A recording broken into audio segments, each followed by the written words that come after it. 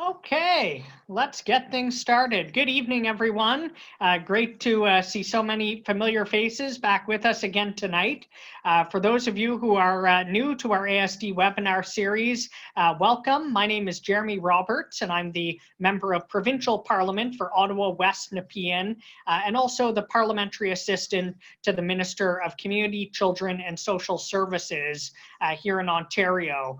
Really delighted that we're continuing with our ASD Webinar Series. Again, for those of you who are new with us, this idea came about a couple of weeks ago when myself and a few others within the ASD community started talking about some of the unique challenges that many families with children on the spectrum are dealing with throughout this pandemic period. And we decided that it would be great to be able to pull together some professionals, some with lived experience, to be able to provide some tips and advice to families on coping strategies that they can use during this pandemic period. I myself am the proud older brother of a young man on the spectrum, Dylan, my younger brother. He's a year younger than me, just turned 27 recently, and of course he has been struggling a lot with the breakdown in routine and the change to his daily habits, and obviously being confined at a single location can present a lot of challenges to our folks on the spectrum who are used to perhaps going to school every day or going to day programs or whatever it might be. Because of that, we launched our ASD Webinar Series. This is week 3 out of 4. We had a wonderful presentation on mental health and dealing with some of the mental health challenges in our first week from Dr. Jonathan Weiss, along with Teresa and Eric Headley. Last week, we had a presentation from speech and language pathologist Cindy Harrison. And this week, we're delighted to have Ellen Yak, an occupational therapist, joining us. And her presentation this week is going to be titled Sensory Motor Strategies During COVID-19, Tools and Tips to Support Stress Management during the crisis. And I have no doubt that this will be another great and extremely useful presentation. We're going to follow the same format that we have the past couple of weeks. So we're going to ask that everybody hold your questions until the end. I'm going to turn things over in a moment to Ellen after I introduce her. She'll do her presentation, and then at the end, we'll do some questions. As you think of questions during the presentation, what we'll get you to do is go down to the chat feature in the Zoom box, and you can use the chat feature to type in a question. All the questions are going to go straight to my team, and then we'll try and get to as many of those questions at the end as we possibly can. So we'll ask you during the presentation just to keep your mic and camera off. That'll just make sure that the video is as smooth as possible and we won't have any technical issues, and we'll get cracking. So it's my pleasure to welcome occupational therapist Ellen Yak. Ellen has been practicing as an OT since 1979 and also has a master's degree in education. She is recognized for her expertise in the treatment of ASD, sensory processing, and self-regulation disorders. Ellen's other areas of expertise include developmental coordination disorder, praxis disorders, global developmental delay, attention deficit disorders, and learning disabilities. And she has extensive experience working with children and adults with ASD, including providing services to the Geneva Centre for Autism for over 10 years. She's currently working, providing consultation to the Autism Support Team at the Toronto District Catholic School Board and to a variety of ABA programs and mental health agencies.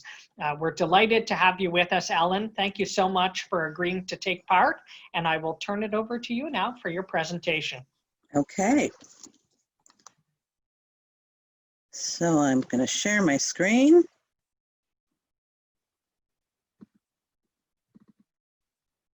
And I'm here. Okay, So I've been asked to talk about sensory motor strategies that children and adults can use during COVID-19. And boy, this was a good night to hold this session, because for most of you living in Ontario, we had some very significant information shared with us today. I would assume most of you know that schools will not be reopening, and that right now, overnight camps are not to be opening this summer. So that's just an added stress that all families are dealing with. And when I talk about the sensory motor tools and tips tonight, I'm not just talking about these tools to be used just for your child with autism. They're good tools to be used with any child, with any adult, and really important also to be used with parents.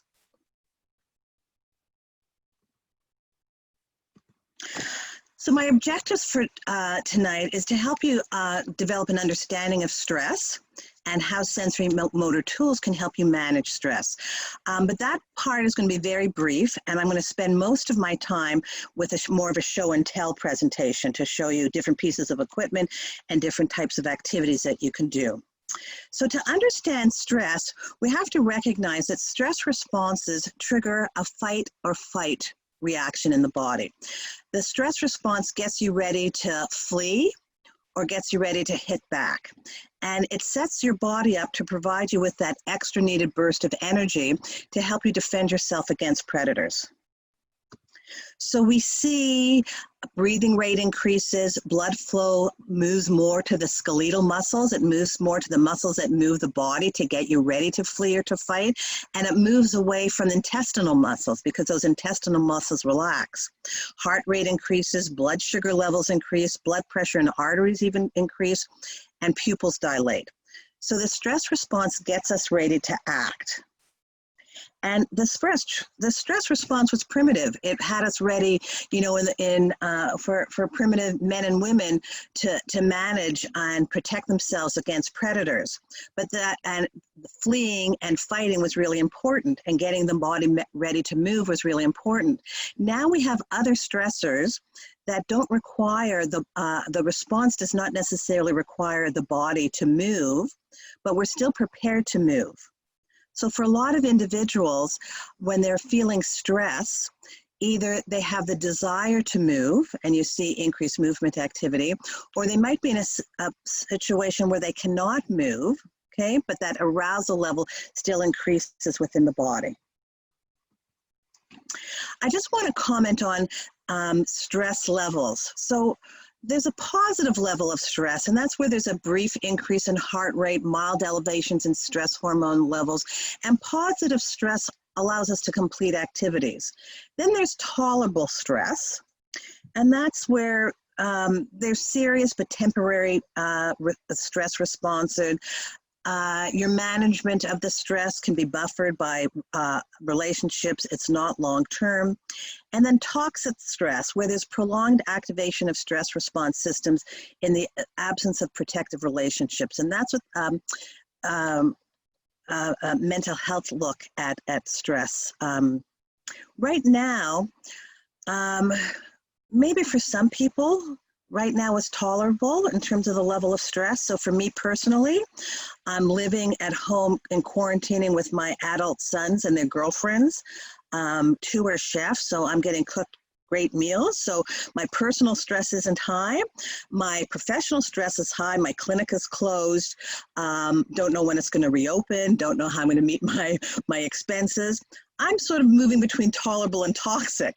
But for a lot of families now, with schools being closed, with camp being closed, with daycare not available, with families working from home, and then tie that with some children with autism who really live most of their time with toxic stress because of how they might perceive sensory input in their worlds, how it might lead to constant agitation or anxiety. The child might have a communication disorder and might not be able to express their feelings. So I would suggest a lot of families who might be on tonight are really living in that toxic zone of stress. When we are stressed, the area of the brain circled in red, the limbic system, really lightens up. And becomes highly aroused and activated, and that's where fear and flight gets engaged. And research has showed us that when we're stressed, when that area of the limbic system gets aroused, it decreases our access to the executive system, and that executive system can disengage. So that executive system is the prefrontal cortex and the cortex. So in that fear and flight state, the access to the prefrontal cortex and frontal cortex gets minimized. When you're stressed, you often don't remember the good tools someone told you, cognitive tools for you to use. When a child is stressed and we're trying to tell them and explain away, a thunderstorm is not going to hurt you, the lightnings are not going to touch you. When a child is really stressed, they can't engage, or they have difficulty engaging that frontal lobe and prefrontal lobe to allow them to think logically. And one of the roles of sensory-motor tools in stress management is that sensory-motor activities can decrease the arousal level of the limbic system and calm it down so individuals can have greater access to the thinking part of the brain. Dan Siegel has a model of this that sometimes is useful to explain brain function in children. We talk about it as calling flipping your lid. And if you can look at my hands, okay, on the screen, the thumb is the limbic regions that we talked about, and the inside of the fingers is a prefrontal cortex, and the outside is the cortex. And we tell children when they're getting really, really upset that they flip their lid. Okay, and they can't use that prefrontal cortex or cortex anymore, and they're operating with the amygdala. With older children, teenagers, we can talk about using the anatomical terms. With children, we often talk about this is your worry brain, this is your thinking brain, and when you flipped your lid, you flipped your thinking brain. And what can we do to get your thinking brain back and decrease the voice of your worry brain? So stress management, it's really difficult in a new and unpredictable situation to manage your stress. Any new sensory input increases arousal level. New situations really increase arousal level. So during COVID-19 right now, we're always dealing with the new and unpredictable. How many of you were waiting all week because you heard the education minister was going to make an announcement today, and then they make the announcement, and now you're waiting, maybe day camps will be open, but day camps won't be open. I've been told already that some day camps have messaged families to say they won't be opening regardless of whether they're allowed to or not. So there's so many new and unpredictable situations with COVID-19. And we know that a large percentage of individuals with autism really need a lot of structure and routine and predictability. And that's really hard to manage during COVID-19 when so many things and routines are up in the air. To manage your stress, you need to have good self-regulation. And self-regulation requires arousal and emotional regulation. So when I'm talking about self-regulation, I'm talking about arousal regulation and emotion regulation. And both can be supported by use of sensory motor tools. And that's what I'm going to be sharing with this evening. There's also ways to combine the use of sensory motor tools with cognitive behavioral strategies, and these are very effective working with individuals with autism. And those tools are how does your engine run, the zones of regulation, and the 5-point incredible scale. But I won't be discussing them tonight. I'm just going to be focusing on sensory motor tools. Self-regulation is demonstrated by the ability to monitor our arousal states and recognize the physical cues related to arousal states. And for individuals with autism, this might be challenging because, first of all, there's a sensory system called interoception, and that provides information about internal organs. And interoception, a higher percentage of individuals with autism can have difficulties with interoception. And that's why they might have difficulties with toileting. They might not recognize a full bowel or bladder. But it also leads to problems with recognizing when are they getting over-aroused? When are they getting stressed? What are those physical cues? And we really need to be able to identify that so that those individuals can identify what tools can help them bring their arousal level down. Self-regulation is demonstrated by the ability to maintain a calm alert state when required.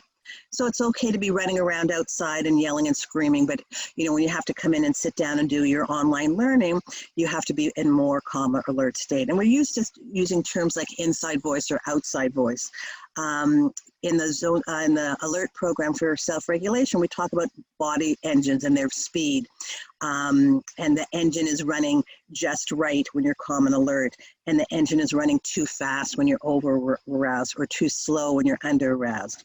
Self-regulation is demonstrated by the ability to transition smoothly between these arousal states, and is demonstrated by ability to respond adaptively to stress, and also to recover efficiently from stress. So self-regulation doesn't mean that you never get really, really upset, you never have a meltdown, you never have a tantrum, but it is demonstrated by the ability to recover efficiently from stress. And sensory motor tools really are helpful in maintaining that a calm state, transitioning smoothly between states, and it helps with the recovery from stress. Teresa and Eric Headley gave an excellent presentation on the first night of their series. And if you haven't seen it yet, please go to Jeremy's Facebook page, and it's been recorded and you can see it. Teresa Headley, in a blog post in Humanity a couple months ago, was talking about her son Eric and said, Eric could be falling apart, but he's not. He is building himself up instead, strategy by self-regulation strategy.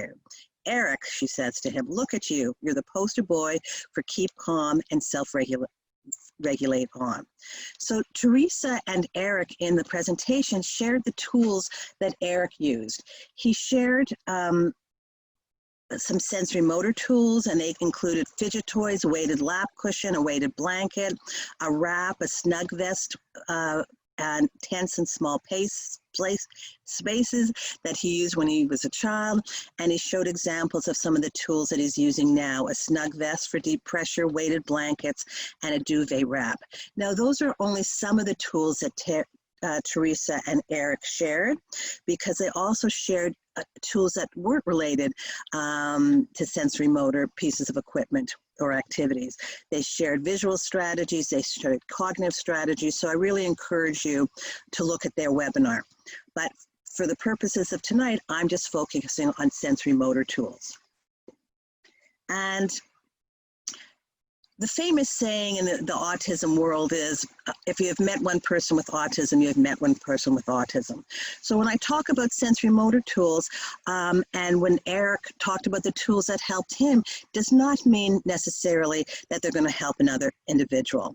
Another saying that I tried to find the origin from, but it is in Latin. It came from the Latin, but the origin is unknown, and it's to each his own, their own.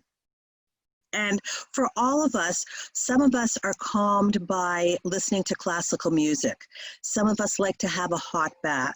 Some of us like a weighted blanket. Some of us hate the feel of a weighted blanket.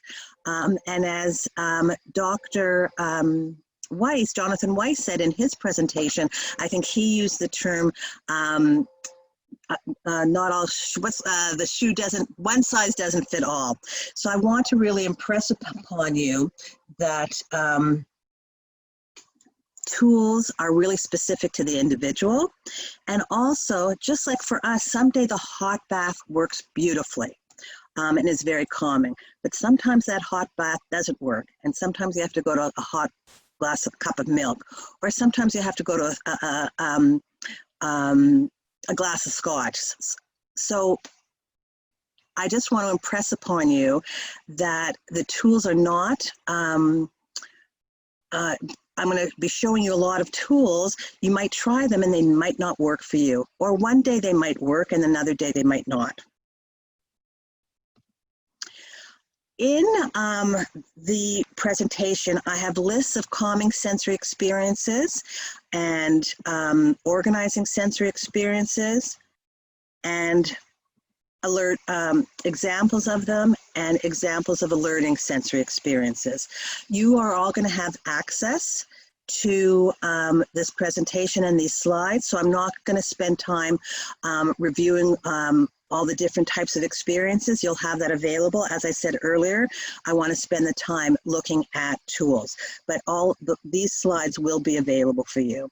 I just want to comment, there's not great research on the use of sensory motor tools. And I think one of the reasons is when you want to look at a large sample, and particularly when you're looking at tools for children with autism, the samples size and the nature of the subjects are very heterogeneous. So it's very hard to tell, well, maybe a weighted vest is good for someone who seeks deep pressure input, who has sensitivity to auditory or tactile input, but isn't good for someone who's more of a seeker, or for individuals who don't like to be confined. So for example, a weighted blanket. Many clients love a weighted blanket, but clients who have a trauma history or who are a bit claustrophobic can't stand the feel of a weighted blanket because they feel that they're suffocating. So it's very hard to do research on use of these tools when the subjects have such a variety and are so diverse. But there is some research that has some positive results for weighted vests, weighted blankets. Weighted blanket research is only with adults. Use of therapy balls and seat cushions as accommodations. There's been some research on fidget toys. There's been some research on use of aerobic exercise. And there's a lot of research in terms of parental and autobiographical reports. Temple Grandin, for those of you who don't know her, she's an adult with autism. In her first book, I think in the 1986, her autobiographical book, she talked about her sensory tools that she used to support self-regulation.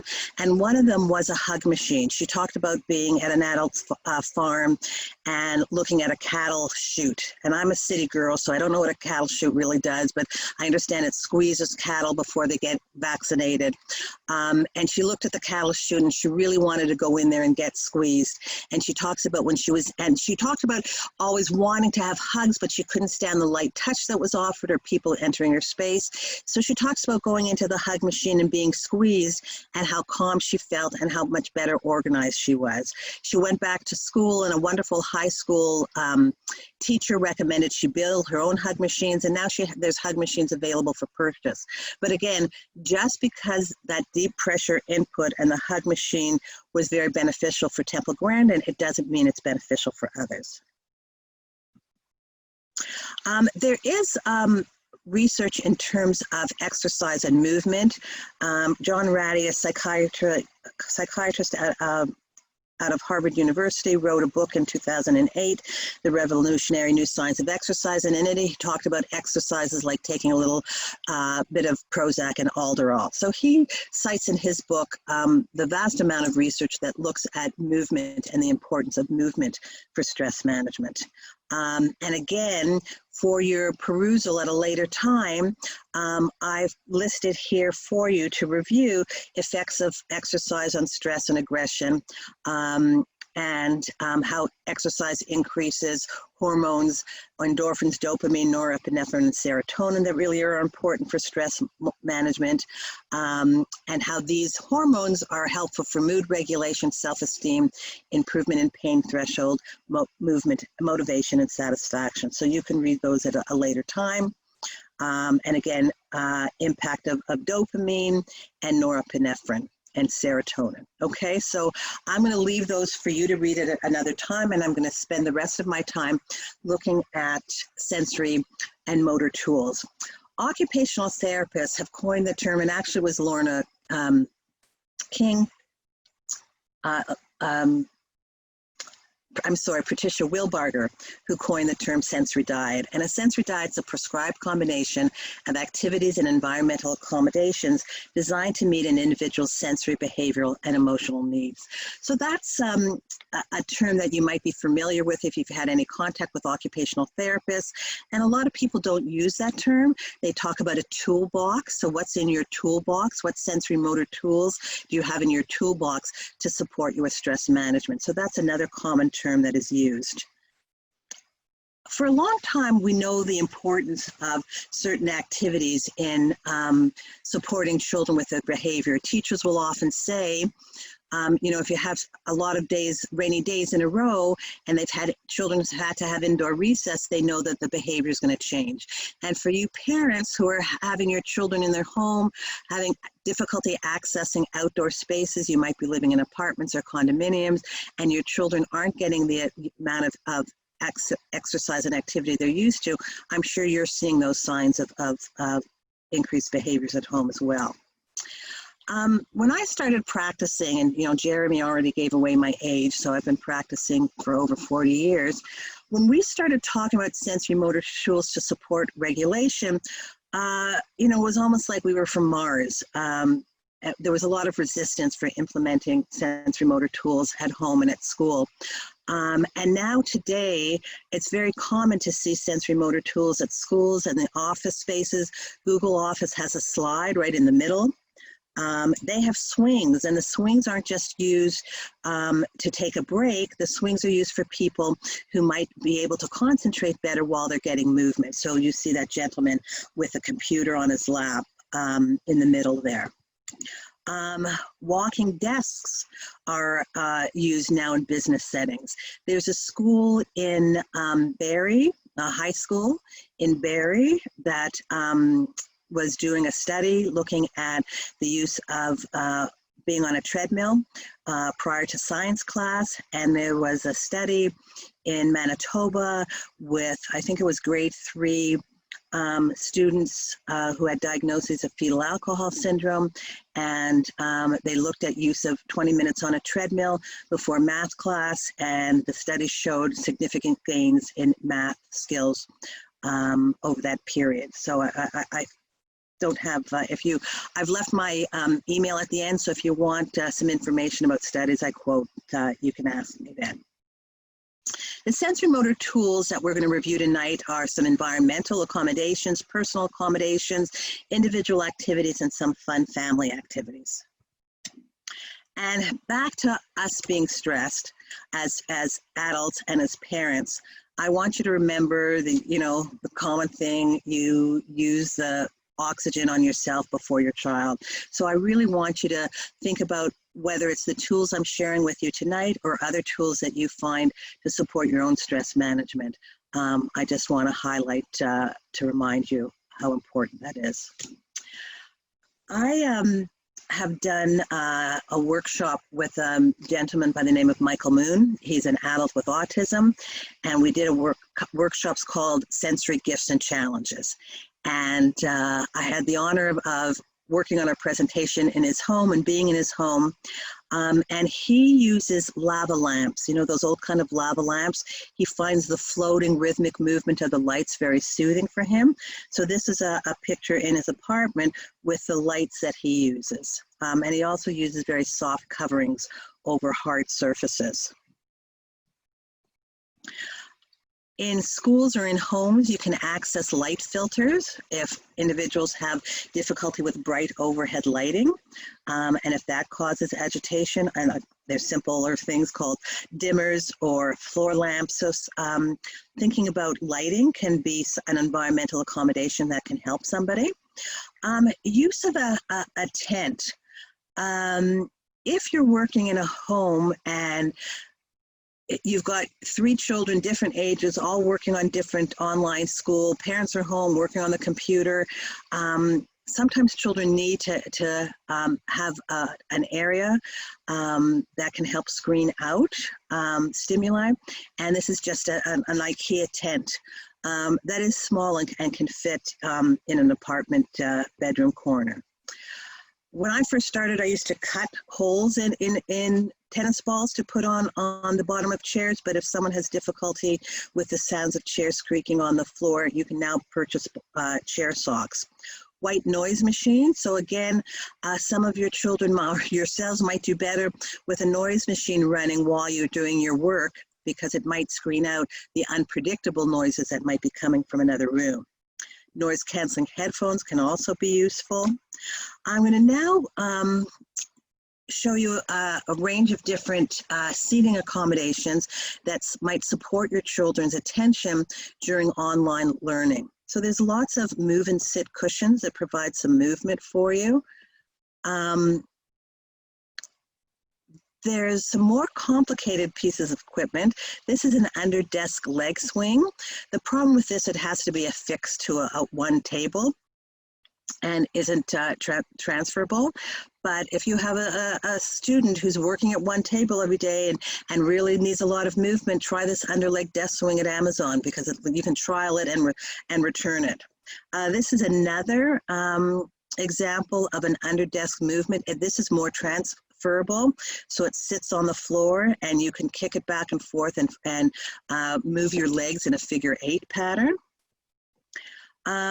When I first started looking at chair accommodations, we had the ball chair, and I've had success over the years with the ball chair. One of the problems with the ball chair, again, because you have to look at the individual, some children get over-aroused because they bounce too high on the chair. On the ball chair, that takes away their attention from tasks. Other children just find it nice and they do some soft bouncing.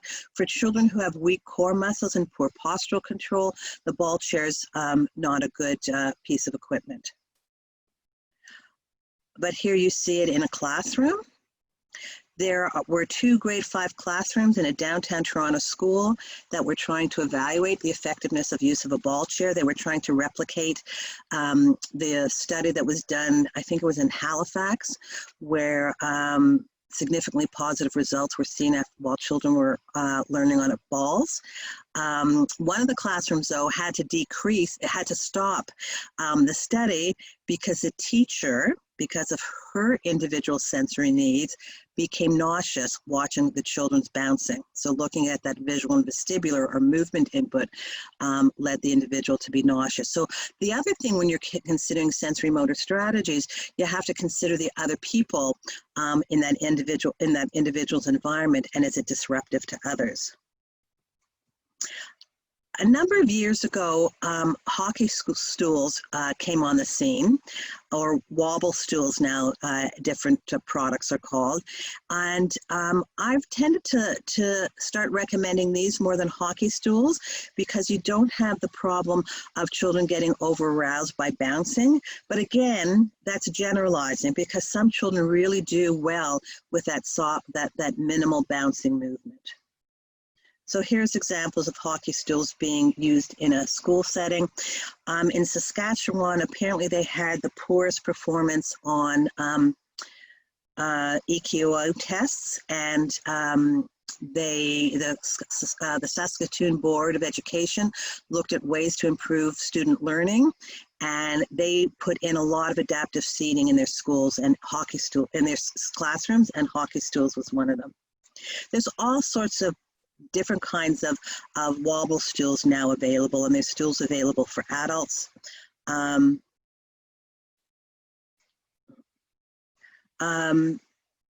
There are pedals, inflated pedals that can be purchased that can go under the children's feet. So kids who have really restless feet can rest their feet on the pedals and move their feet rhythmically. Those pedals are quite expensive, and I found that I could do the same thing with clients using water bottles under their feet. I've also used a child's small inflatable tube, and they just rest their feet on that as well. And one of the most successful things, and I have some here, this is Theraband. And you can tie Theraband around the legs of a chair, and the child can rest their feet on the Theraband. You can even purchase on Amazon, there's commercial tubes that can put on chairs, because they're becoming increasingly sought after to help maintain children's and students' attention.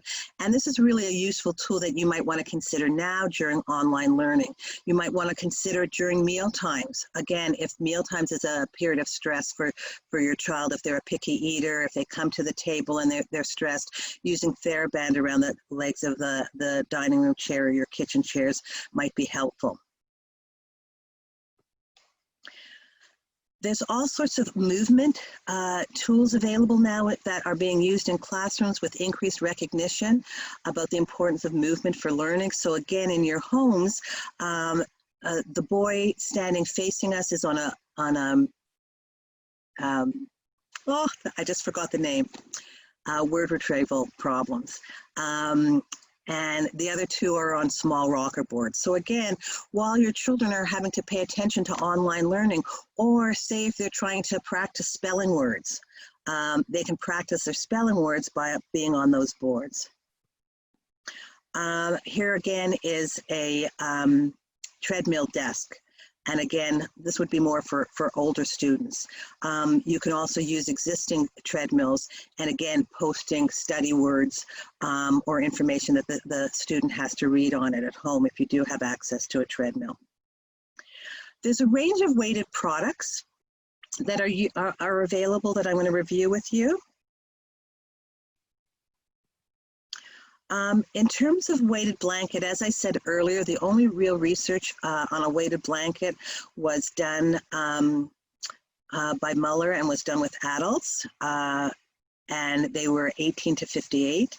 63% reported a decrease in anxiety with use of 30-pound weights. And they looked at that there's no adverse effects to pulse or blood pressure. And they tested 5-minute wearing periods during the testing conditions. But we don't have information about weighted blankets for children. Champagne, who was looking at weighted blankets for adults, recommended that they should consider a doctor's order for use because if there's any underlying health issues. And not to be used with any kind of circulatory, respiratory, or temperature regulation problems. And that's something a lot of people don't consider. You know, there's some children with or without an autism diagnosis who have difficulties with temperature regulation. They should never be used as a restraint or punishment. They should never be used over the head. You'll sometimes have to be conscious of the type of fabric that's used and the texture. And right now, the recommended weight for children is 10% of their body weight, and it should not be used for sleep. Here is some examples of weighted blankets. This is a commercially weighted blanket where it's almost like the aprons you get at a dentist's office. The weight is distributed evenly. This is a weighted blanket that is recommended for sleep because the child fits in it and the head is exposed. This was a commercially made blanket where aquarium rocks were sewn into pockets and put into the weighted blanket. If you are thinking about making a weighted blanket, aquarium rocks are useful because they can be washed easily, so you don't have to take out all the pockets. This is an example of a compression sheet. And some individuals like the feel of full compression. And again, here's where one size doesn't fit all. There are people who hate this. So I'm sure in our group of 100, over 100, if I were doing a workshop in person, I'd ask you who likes their sheets tucked in tight and who needs to rip them out. So we all have our different preferences. There's an adult I work with who has a bipolar diagnosis and has a lot of difficulty calming at night. She has this compression sheet on the bed in her guest room. She goes into it and reads before bedtime and then joins her husband and finds she's much more relaxed and better able to get to sleep. It's relatively inexpensive compared to weighted blankets. I think a twin is $19.99, where weighted blankets can be $100 to $300, and it's available at laceandfabric.com. Amazon also has a compression blanket. It doesn't go right down to the feet, but here's an example of another compression blanket. There's a lot of pieces of furniture that can provide compression. Yogibo, you sit in it, it's sort of like a beanbag chair, but hugs you. And again, this is an expensive item. These are called pea pods that can provide compression, but these are quite expensive and are harder to return. There's various types of weighted vests. weighted vest guidelines in the literature talks about that they shouldn't exceed 15% of an adult body weight. But this is from backpack research, because they looked at how much weight should be in a backpack that would avoid back issues and postural changes. There's no studies of weighted vests with adult use. There are some studies with weighted vests with children, and they noted increase in attention. And there's been positive anecdotal reports in the ASD adult literature. One of the things, so again, in the literature, they talk about it shouldn't exceed 10% of the child's weight. But again, I think it has to be more individualized. So for a child who is very slight, limited muscle bulk or low muscle tone, who has difficulty maintaining an upright body posture, 10% of their body weight might be too heavy. Right? So you really need to individualize it, and really you need to ensure that posture doesn't change and they're not struggling when they're wearing the vest. So this is a commercially made vest. These are vests that can be homemade using drapery weights. There's also compression vests, and the creme de la creme is a snug vest. And why this is so nice is that the individual can, through a pump up the correct amount of compression that their body needs. And again, great vest, great product, but it is expensive. There are also Miracle or sensory belts. You can Google them and purchase them from their own website, but I've just noticed they're now available at Amazon. And this is useful for people who are moving around, who like the idea of a weighted blanket but want to move. And it's put around the waist. You can also put it under a shirt, so there's more mobility. And there's lots of weighted tools. There's weighted neck collars. This would go around the neck. You can make this one cheaply by getting a men's athletic sock and filling it with salt. Now you can get weighted collars that also could be microwaved. Another example of a weighted lap pad. There's weighted hats that you can buy commercially, or you can make them by putting drapery weights inside the hat. Some children who like there are some children clothing tight. They ask for or they buy clothing in sizes that are 2 sizes small for them because they like the pressure. And there is a company that provides it, sort of like lycra underclothing. This is a compression belt that weightlifters use that is available for Sport Check. It's $8, and it's relatively, it can provide some positive input. This is actually a picture I took of a behavior therapist at the Geneva Centre, because I had a suitcase I'd lug in and out, and she knew it was there, and Geneva Centre was an open area office, and she found she had difficulty concentrating. When she was agitated, she put that on. This is an example of lycra shorts, sometimes putting on ankle weights. And again, I've had some children and adults feel very comfortable, more comfortable in the community and less anxious wearing a weighted belt or wearing weighted ankle weights. Oh, that's there again. Now we're going to look at some equipment to be that can be used in the homes, at home. And again, I'm going to give you expensive options and less expensive options. If someone is deciding whether to purchase outdoor play equipment, I often recommend looking at indoor equipment. And when you compare price of outdoor versus indoor equipment, the indoor equipment from Limmi Kids is less. This is an example of a structure from Limmi Kids. The only problem with indoor equipment, it's the same with outdoor, you have to have some kind of supervision. But the reason I like indoor equipment is that it's not weather or time of day restricted. So this is an example from Limmi Kids. I've had many families who've put swing structures in their home.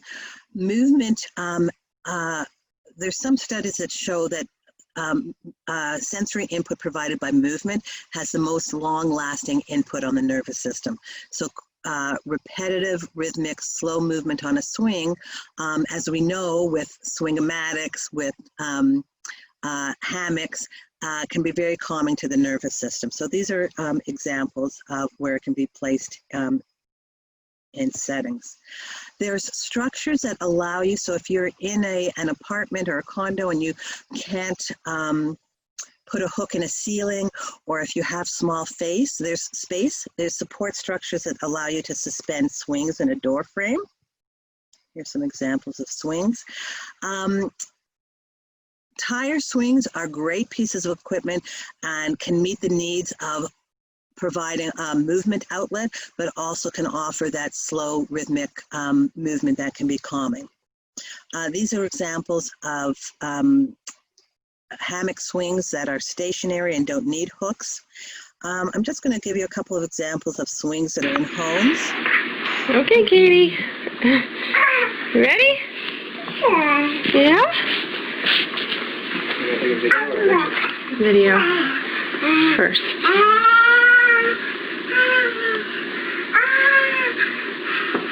So again, as a tool to provide movement, as a tool to provide calming input, and what that is an IKEA swing. So they purchased an IKEA swing, took out the inside and hung it. Here's another example of a swing. This is an example of a swing that was purchased and made with Lycra material from the same company where that Lycra sheet was purchased, laceandfabric.com, and this was just suspended in a backyard.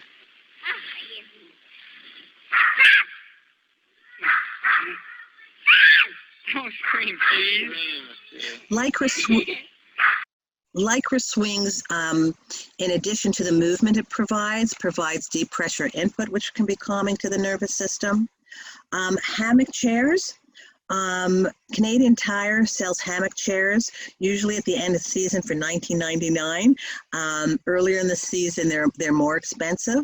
And I have many families, I have adults and children who have hammock swings in their home and again provide calming input. This is called a ghost. It's another example of Lycra material that can provide pressure input to the body. And resistance. I wasn't going to spend a lot of time on neurophysiology, but pressure to the skin, muscles, joints, and tendons releases those neurotransmitters and endorphins that we talked about earlier. The reason we're calmed by a massage is that the pressure to our skin and muscles and joints releases those neurotransmitters that are calming and organizing to the nervous system. So that's why a lot of the activities we talk about for calming involves pressure input. Now, the input to the muscles and joints isn't just passively provided to lead to that release of those chemicals. When we work our muscles actively, so any kind of resistance work or heavy work is useful, and you're going to see some slides related to that. Here are some for your children who need movement throughout the day. I'm going to show you some movement tools. This is a Billy Bow. This is available from Amazon. And for children who need a lot of movement and you don't have area or space available to hang a swing anywhere, the Billy Bow, I think, is $39, is very space efficient, and it can provide a lot of movement. It provides back and forth movement. It can provide rotary movement. So this is a really useful tool to use in small spaces. IKEA has an egg chair which child can hide in and spin in. A lot of families are creative and create ball pits where children can play in at home. You can create jumping pit areas in a corner of your home through the use of old mattresses. Get your family members who want to get rid of old mattresses to give them to you. In my office, I've used old duvet covers, or I've gone to discount bedding stores and I've gotten duvet covers and filled them with cut up pieces of foam. The bathtub is a really, in terms of children who seek tactile input or who are calmed by water, and also water, it's not just the warmth of the water, it's the weight of the water on children's bodies. So remember the bathtub. I had my piece of Theraband earlier. Theraband isn't just for being tied around the chair legs.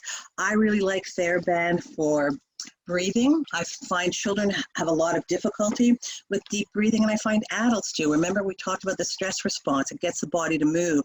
So to ask an adult or a child to sit quietly and deep breathe, sometimes it's difficult when the body likes to move. So I like to do Theraband breathing, where you pull on the band and you inhale. and you relax the band. So you're getting some movement. You can integrate it if you do the, smell the flour and blow on the cookie to cool the cookie down. You can pair different types of sayings for the breathing, but I like it that it allows for some movement. I also like beanbag tapping. Beanbag tapping is talked more about in the trauma literature, and really what you're doing is repetitively tapping the arms or the legs, and this is nice because an individual can do it. So an individual who has high energy can provide that input. This is one of the favorite tools of a couple of my associates.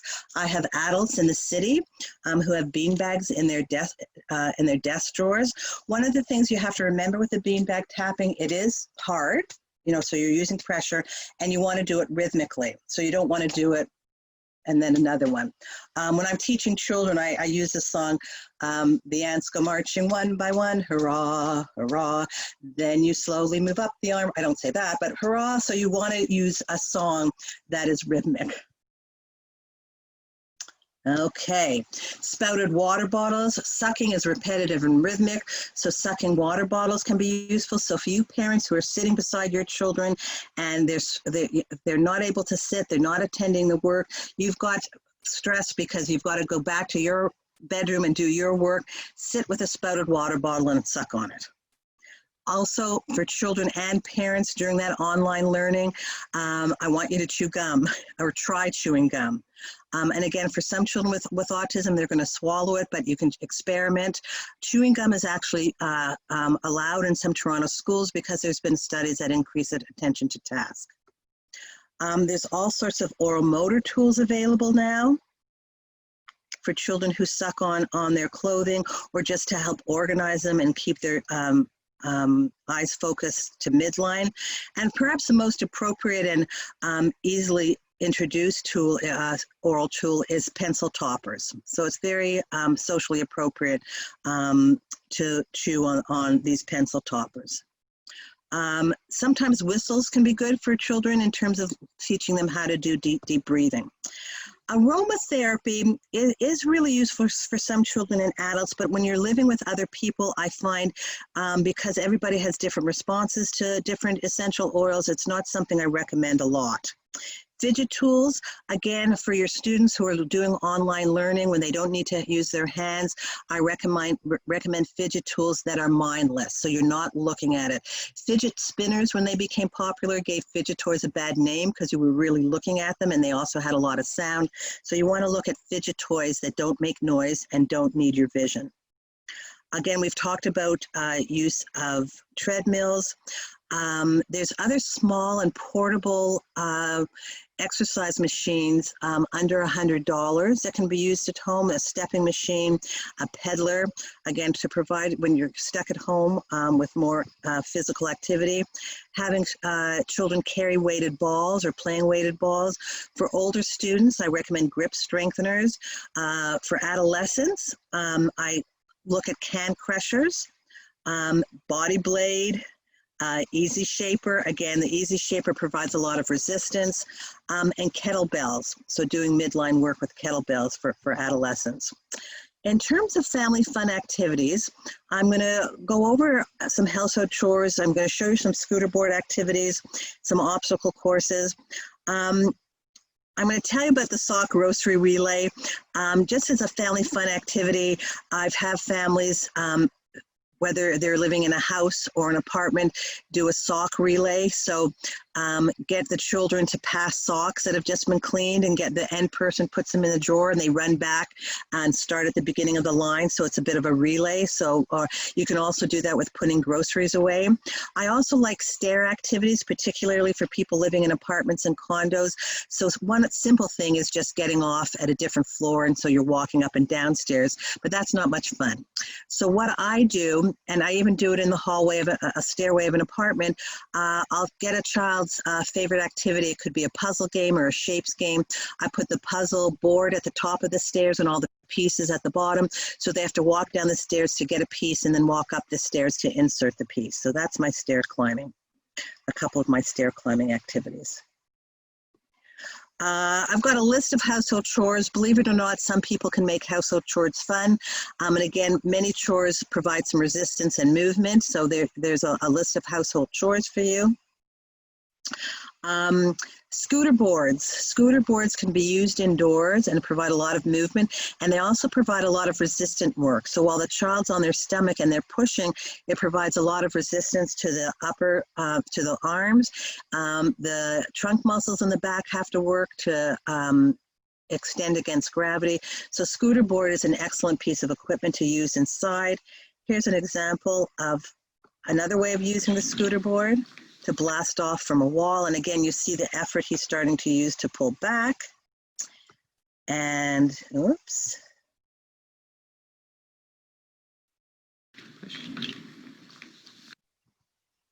Rebounders, we know about rebounders. Apparently, someone told me the other day that it's hard to find rebounders, that everybody's purchasing them for indoor use. And there's also, of course, larger trampolines that can only, be used in a basement or a backyard.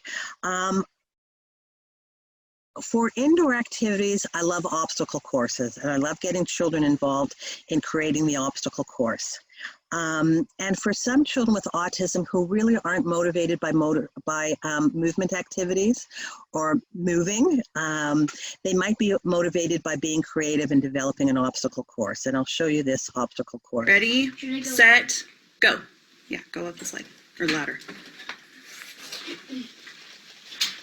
I'm almost done, Jeremy. We started late. Break up. We'll slide, honey.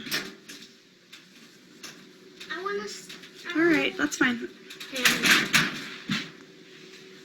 I need scratch. Have the troll scratcher back when you get there. Is he gonna take my vest off? No. Oh, you need to swing, honey. So here's an example of a swing that was hung in a door frame.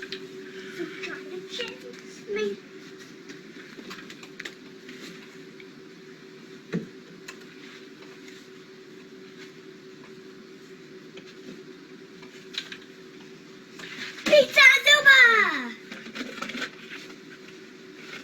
Creating an obstacle course that has purposeful actions often is more appealing to many children with autism.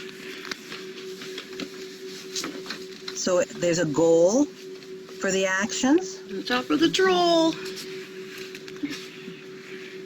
Get past that troll. Actually, let me scratch my back. Okay, Hey, troll, so scratch you your get back. the idea. I've offered you links to sites that offer a lot of activity suggestions and other tools for indoor activities for younger children, and some links that support and provide activities for older children. So I want to thank you for your participation. I want to thank Jeremy Roberts for initiating this and my other presenters, and I'm available to take your questions now.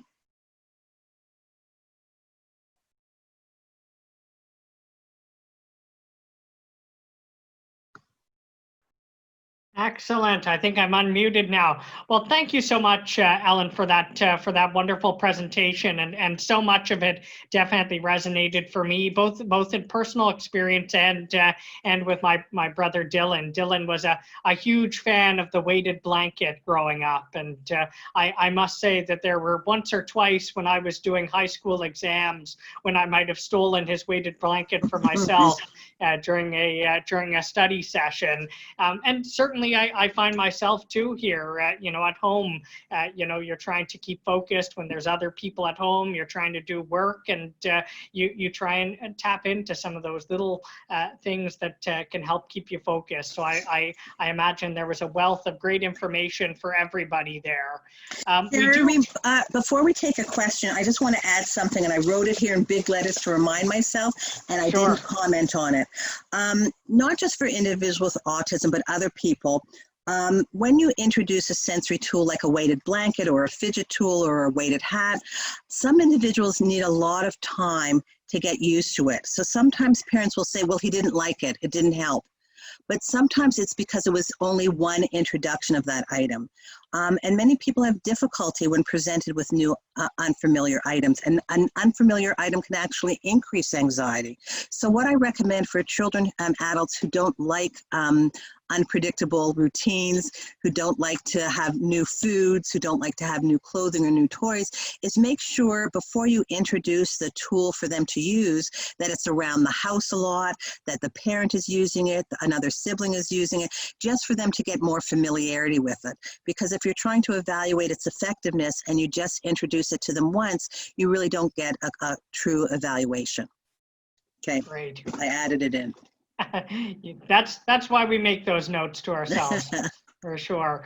So what we'll do now is we'll open it up to questions. So if you have a question for Ellen, what we'll do is get you to go down to the chat function, and you can type your question out, and that'll go to our team, and I'll field the question. We do have a couple of questions here. I'll start with the first one here. So this one, how do we find or scale the right tools for my autistic son's needs? Are there any guidelines that I can find to help guide what might be the right tools based on different needs that we're dealing with? Wonder if there's any resources, I guess. Yeah. Well, there's first, again, as part of an assessment, you're looking at why you're choosing a tool. So if it's for stress management and you've ruled out there's no sensory processing challenge, right? There's sensory checklists available. There's lists and recommendations. I'm going to be very honest with you, and I've said this from the start in terms of it's so individualized. You can do a full OT assessment, right? And at the end of it, we're still going to say you need to explore these tools. So if you don't have access to an occupational therapist, particularly in these times, really it's about exploring the use of different tools. But you also need to look at your child and to see what clues they're giving you. So is your child always seeking hugs? When you're sitting on the couch, are they pressing into you? Are they chewing on their collars all the time?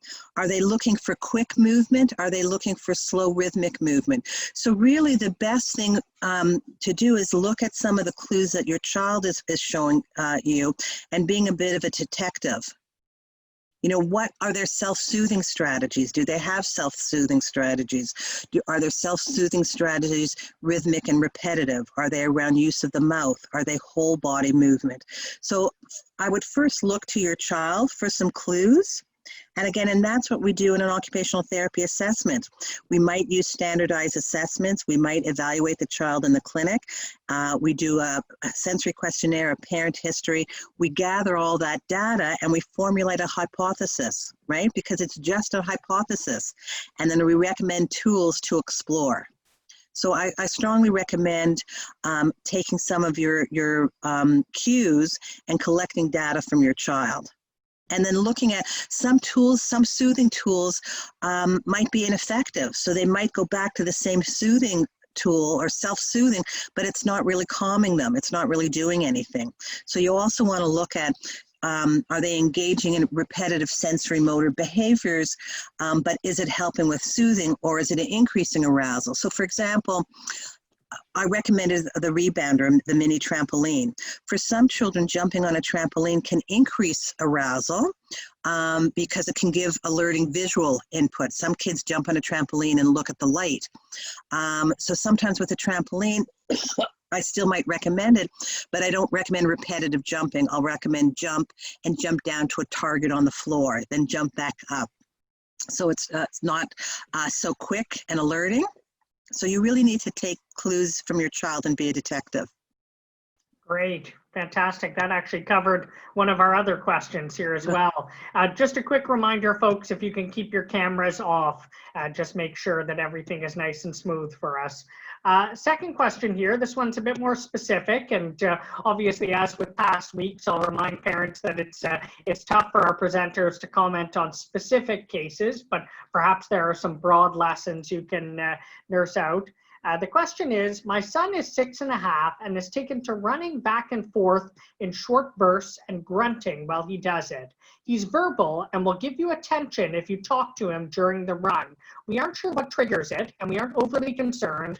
We just want to make sure it's okay. And if there's anything we should do other than make sure he has a clear path. So, OTs and behavior therapists like to look at the function of a behavior. And that running back and forth can serve a variety of functions that is difficult for me to identify, but some questions to ask yourself, you know. Sometimes children get into routines, right? And they sometimes have to do running back and forth before they move on to another activity. Temple Grandin in her book talked about opening and closing doors, and she had did some repetitive opening and closing doors, which she did before she started, and she said it was representative of a transition to a new thing in her life. So some of the behaviors have deep meaning, and some might be something as simple as in their minds they're thinking about a cartoon they really like, and the cartoon character ran back and forth, and they might be thinking about that cartoon, and they might unpredictably get up and move back and forth. When you're looking at functions of behavior, you're wanting to look at frequency. You want to look at antecedents, like is there any consistency to when they start that? Are they a child who typically throughout the day needs a lot of movement activity? When we're looking at, again, repetitive behavior that really needs to try to be minimized, we want to look at, is it harmful to the child? Is it disruptive to the child? Because sometimes, you know, when you try and redirect a child, more difficult behavior might emerge. So I really, again, I can't really comment because I'd need to do an evaluation to truly see the function of the behavior. The child might also need to run if they're getting really excited. So some children, you know, children who jump up and down, children who might need to run a little bit, it's a sign of heightened physiological arousal. And it might be positive. They might be really excited that they're reading a book that they really, really like, or they're going to get their favorite food, or their favorite teacher has come on the screen now, and they're running back and forth because they're excited what the teacher's going to do or their activity. So the running back and forth might just represent high physiological arousal. Perfect. That's sort of the best I can answer that. Yeah, absolutely. We'll take one more question here that I've got. Just a quick note to everyone watching. I have gotten a couple of questions specifically about COVID-19 policies for folks. What I'll get you to do is, if you have questions on different government policy, if you want to get in touch with my office, feel free to. We'll get back to you as soon as we can. You can contact our office at jeremyroberts.ca. But I'll get to one last question here. This one, again, a more specific case, but maybe some broader lessons that can be drawn out. Meal times are difficult for us. Should I allow my 4-year-old son, who is a very picky eater, to take a bite, then leave the table? He circles the living room to chew, then come back for another bite, or should I really enforce him sitting at the table? And I'm wondering, maybe, you know, you talked about some of the things that that keep folks sitting at the table, some different things like that. So perhaps any advice for this parent? Okay, I'll try quickly. Again, it's so individual.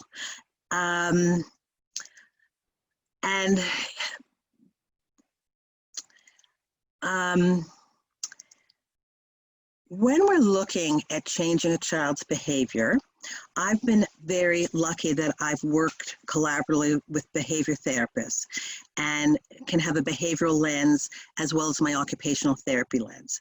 So my occupational therapy lens is telling me, let's look at different movement options to allow him to sit at the table. And my occupational therapy lens is telling me what else is going on in this child's life. Is this the right time to require him to sit at the table? And if he's 4 years of age and maybe he's just been involved in toilet training, is he just at school? What's happening with language? What other stressors are on him now? Because I might want to pick and choose my demands. So is this the time for me to start encouraging him to sit at the table? You know, with a behavioral lens, we'd have the, you know, move and sit cushion, we'd have, or Theraband around the legs, or we'd have him sitting at a child-sized table with his feet on the floor, because that's what I'd also like to look at. A lot of kids, when they're sitting at a table and if their feet aren't on the floor, feel very insecure and aren't stable. So the first thing I would do, if he's sitting on an adult chair or a chair where his feet don't fit the floor, hit the floor, is make sure his feet are supported on a shoebox or a stool, because they really need to be supported when they're sitting. I'd look at different movement options. I'd also look at timers, so he has an idea, so there'd be a visual timer so he has a better idea. I'd also, you know, for a picky eater, there's anticipatory anxiety when they come to the table. This is a whole other, you know, two-day course. I was laughing, you know, fitting this in an hour. I really superficially covered the sensory motor tools, but picky eating is also a 2-day course. So I'd want to know, you know, does he have sensory issues that are contributing to the picky eating? Does he have motor issues that are interfering with chewing and lip closure? Does he have swallowing issues? Does he have some learned behaviors around feeding? Children can't control a lot of things, but they control what they eat, what they wear, and when and where they pee and poop. So control of food is very empowering for children. So I'd want to look at, maybe there's no sensory or motor reasons around the picky eating, but maybe it's a way for him to control. So he's controlling his intake and he's controlling where he's sitting. I'd need to know, will he sit through other things? Is it just around eating? Is he eating with family members? So these are some things to consider.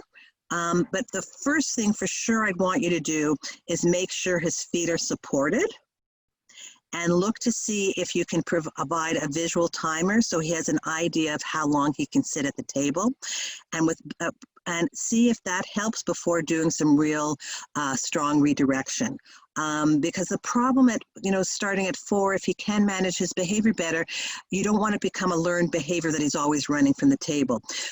You also want to see, and again, we don't know now, and we can't evaluate it now, but a lot of kids who don't sit through a dinner at home are sitting through snack and lunch at daycare. And that helps you to understand if it's a control issue, right? And they're running around because they have a greater need to control.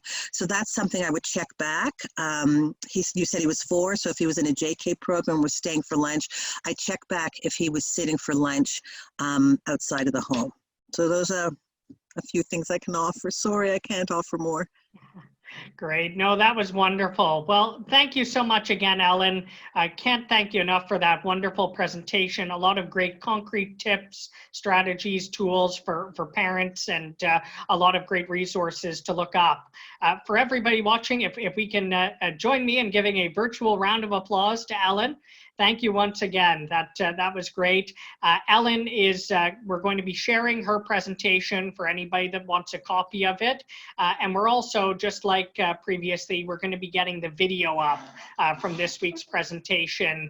We're going to get that up and running as quickly as we can. So if there's anything you want to go back and watch again, or if you know of somebody who didn't get a chance to join us, you'll be able to go back and watch this as well.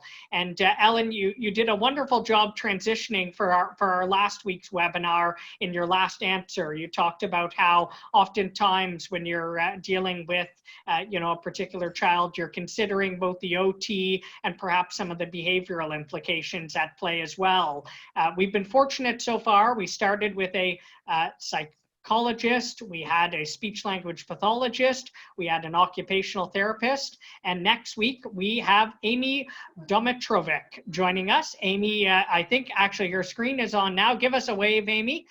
Amy is a BCBA, and so she'll be doing our final presentation next Tuesday. And again, that will be coming to you same time as this one, Tuesday evening at 8 p.m. If you follow our Facebook page at Jeremy Roberts tomorrow, you'll be able to find all of the sign up information, and I hope many of you will be able to join us again. So thank you so much, Ellen.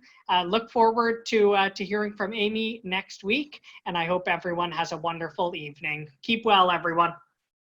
Did I do okay, Amy, with a behavioral lens? Okay. Great. Good stuff. See you later, Okay. everyone. Cheers. Bye.